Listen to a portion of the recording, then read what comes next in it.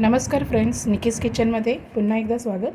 आज आपण साध्या सोप्या पद्धतीत मेथीच्या पुऱ्या बनवणार आहोत. आता मेथीची पुरीमध्ये भरपूर जण भरपूर प्रकारचे पालेभाज्या टाकतात, फळभाज्या टाकतात.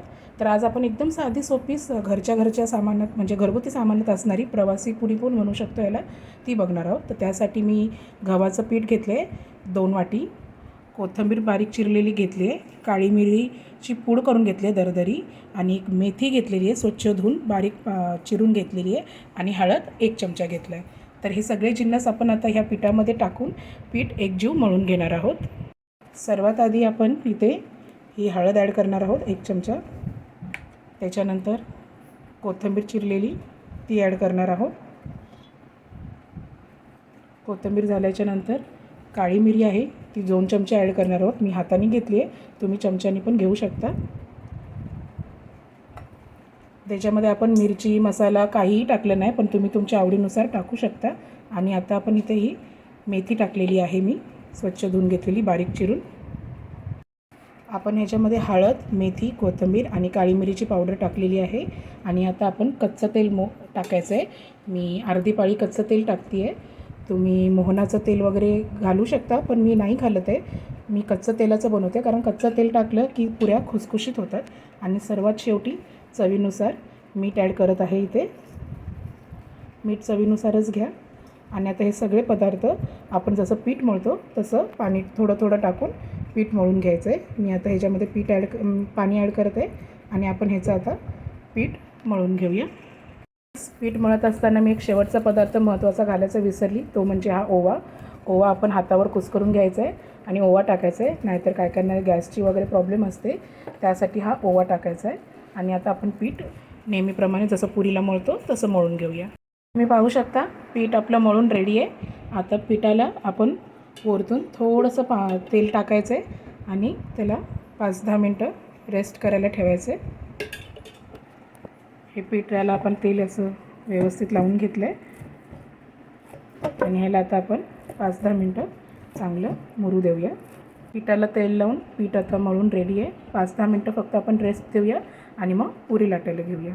फ्रेंड्स, आता आपण पुरी लाटायला घ्यायची आहे. मी छोटे छोटे गोळे केले आहेत आणि डायरेक्ट पुरी लाटणार आहे. तुम्हाला पाहिजे तर तुम्ही मोठी चपातीसारखी पुरी लाटून मग त्याच्यावर आपण ते वाटी वगैरे ठेवून साचेक मारतो, तसंही करू शकता. मी इकडे छोटे छोटे गोळे घेतलेले आहेत, तर त्याची अशी फुल साईजची जी पुरी असते ती मी डायरेक्ट लाटून घेणार आहे. अशा पद्धतीने आपण सगळ्या छोट्या छोट्या गोळ्यांची पुऱ्या मी लाटून घेत आहे. मध्ये एक पुरी टाकून बघूया. तेल तापलेलं आहे बऱ्याचपैकी.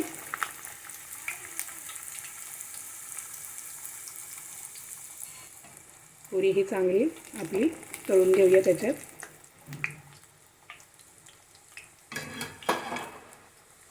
अशा पद्धतीने आपण एक एक पुऱ्या सोडायच्या आहेत.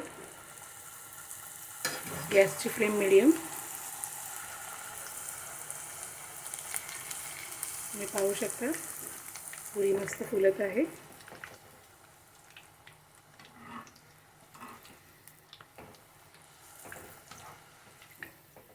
पलटून घेऊया.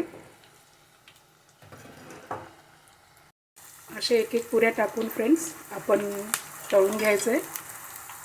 खुसखुशीत अशा पुऱ्या होतात यात. तुम्ही नक्की घरी ट्राय करा, कारण ह्याच्यामध्ये मी काहीही टाकलं नाही, फक्त कोथिंबीर, काळी मिरीची पूड, ओवा, मेथी, बस गव्हाच्या पिठात. तुम्हाला ॲडिशनल ह्याच्यामध्ये तुमच्या आवडीच्या भाज्या ॲड करायच्या असतील तर तुम्ही नक्की करू शकता. मुलांना प्रवासाला ही खूपच छान पुरी बनते. तर गव्हाचं पीठ टाकून आपण बनवलेल्या आहेत या पुऱ्या, म्हणून ह्या जास्त फुलत नाही, पण ज्याच्यावर फोड्या यायला लागल्या की समजायचं ह्या पुऱ्या बनून रेडी आहे. खुसखुशीत अशा खमंग होतात. ह्या नक्की ट्राय करा. आपण ह्याच्यात दुसरं ॲडिशनल काहीच ॲड केलं नाही, एकदम घरच्या घरी साधी सोपी बनवली आहे, जे घरात सामान अवेलेबल असतं त्या पद्धतीने. नक्की आवडेल तुमची ही पद्धत, माझी ही पद्धत नक्की ट्राय करा. गॅसची फ्लेम आपल्याला मीडियम करूनच तळायचे आहेत, आणि पुरीचा रंग बदामी होईपर्यंत तळायचे आहेत आपल्याला. हे असा हा बदामी होत आला की मग आपल्याला ही पुरी काढायची आहे. मस्तच अगदी खुसखुशीत होते फ्रेंड्स. हे अशा फोड्या यायला लागल्यात की समजायचं आपली पुरी तळून रेडी आहे. अशी बदामी होईपर्यंत आपण तळून काढून घ्यायची आहे. अशी सोप्या मेथीच्या पुऱ्या बनवलेल्या आहेत. अगदी कमी साहित्यामध्ये होईल तितके कमी साहित्यात जे आपल्या घरात असतात पदार्थ त्या ह्याच्यातनंच मी तुमच्यापर्यंत रेसिपी आणण्याचा प्रयत्न करते. तर तुम्ही बघू शकता ह्या मस्त असं खमंग खुसखुशीत अशा ह्या झालेल्या आहेत. तुम्ही प्रवासाला पाहिजे तर ह्या कधीही अशा पद्धतीच्या बनवून नेऊ शकता. आणि जर घरात खायला बनवायच्या असतील तर तुमच्या आवडीच्या भाज्या वगैरे टाकू शकता. लहान मुलांपासून मोठ्यांपर्यंत सगळ्यांनाच आवडतील. तुमच्या आवडीच्या चटणी सॉस किंवा भाजीसोबत हे खाऊ शकता. तर नक्की ही रेसिपी तुम्ही तुमच्या घरी ट्राय करा आणि होईल तितकं माझ्या चॅनलला लाईक आणि सबस्क्राईब करा. थँक्यू.